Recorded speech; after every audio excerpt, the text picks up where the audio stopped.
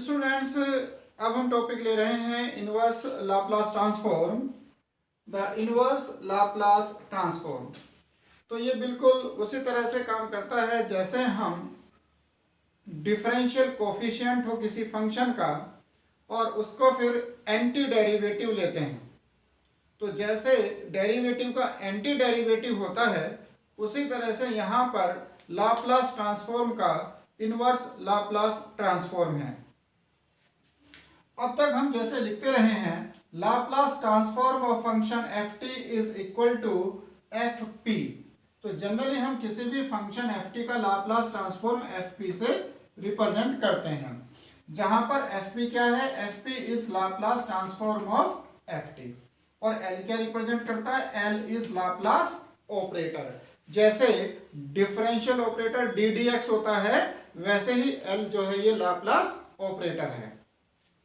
अब हम जो फर्स्ट लाइन है इसको इस तरह से लिख दें, Laplace inverse f p equal to f t. यानी जो यहां पर लिखा था अब ये उसका इनवर्स हो गया।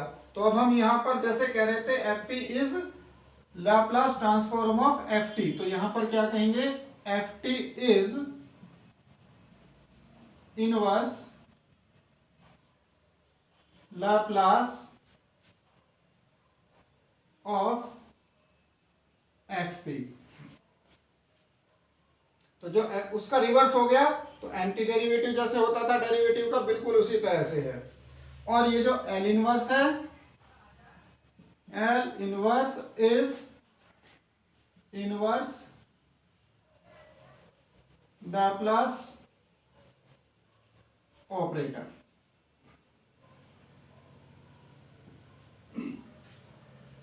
अब हम कैसे इससे क्वेश्चन सोल्व करते हैं और क्या इसके फार्मूले हैं। तो जैसे हम लाप्लास ट्रांसफॉर्म में जानते हैं, Laplace transform of E power A T हमने लिखा था कि ये 1 बाई पी माइनस ए है, और तब है जबकि p ग्रेटर देन a है।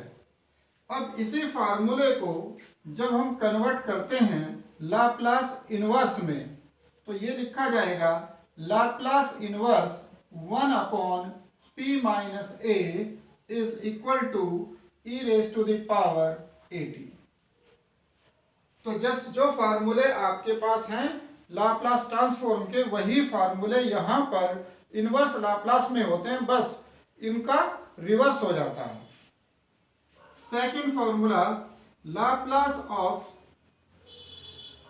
टी पावर n, जो कि होता है gamma n plus 1 upon p raise to the power n plus 1। तो इसे हम कह सकते हैं, और ये इसकी कंडीशन थी कि p ग्रेटर देन 0 के लिए है। तो इसी तरह से अगर हम इनवर्स में कहेंगे तो लाप्लास इनवर्स लिखा जाएगा gamma n plus 1 upon p raise to the power n plus 1 equal to t raise to the power n।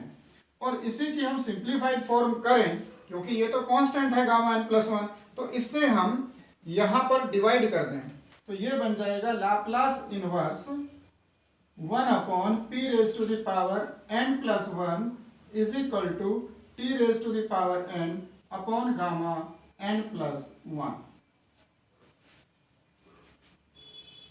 Next formula Laplace of 1, वहां पर हमने लिया था 1 upon p where p greater than 0, तो यहां पर होगा Laplace inverse 1 upon p is equal to 1। Next Laplace of sine 80 equal to a upon p square plus a square where p greater than 0। तो फॉर्मूला हो जाएगा Laplace inverse 1 upon p square plus a square equal to 1 upon a sine 80।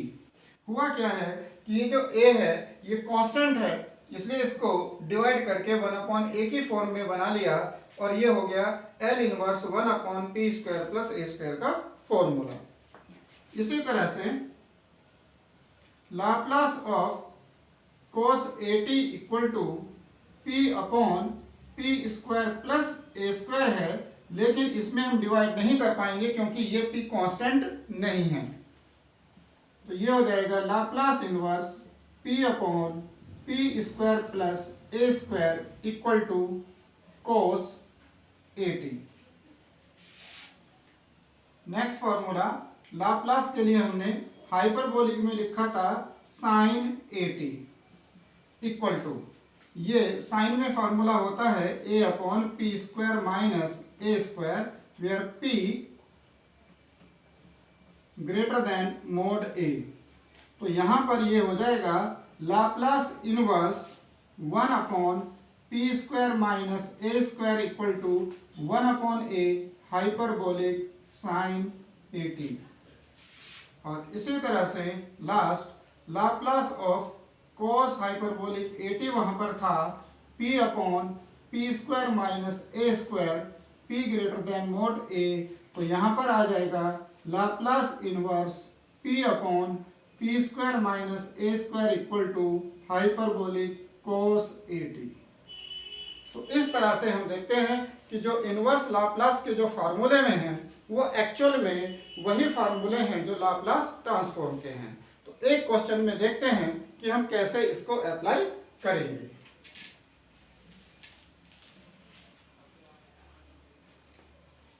Suppose FP हमारे पास है 1 upon P plus 2 plus 2 upon p square minus 4 और हमें Laplace inverse पता करना है। तो ये हो जाएगा Laplace inverse 1 upon P plus 2 plus 2 upon p square minus 4। और जैसे लाप्लास ट्रांसफॉर्म में लीनियरिटी प्रॉपर्टी सेटिस्फाई होती है, ऐसे ही इनवर्स लाप्लास में भी तो हम दोनों को सेपरेट कर लेंगे। L inverse 1 upon P plus 2 plus 2 Laplace inverse 1 upon p square minus 4। तो अब देखिए यहां पर हमारा ये एक्चुअल में आंसर कितना बना 1 अपॉन पी प्लस 2। तो हमारे पास ये फर्स्ट वाला फॉर्मूला यहां पर अप्लाई हो रहा है और a की वैल्यू -2 है। तो ये हो जाएगा e raise to the power -2t plus 2 Laplace inverse 1 upon p square minus 4। 1 upon p square minus 4 हुआ तो a की वैल्यू यहाँ पर 2 है। अगर a की वैल्यू 2 है तो ये हो जाएगा 1 upon 2 hyperbolic sine 2t which is equal to e raise to the power -2t plus hyperbolic sine 2t। तो ये इसका फाइनली आंसर मिलेगा। यानी बिल्कुल सेम उसी तरह का प्रोसेस है। बहुत अच्छा और इम्पोर्टेंट और बहुत ही इजी कॉन्सेप्ट है इनवर्स लाप्लास ट्रांसफॉर्म।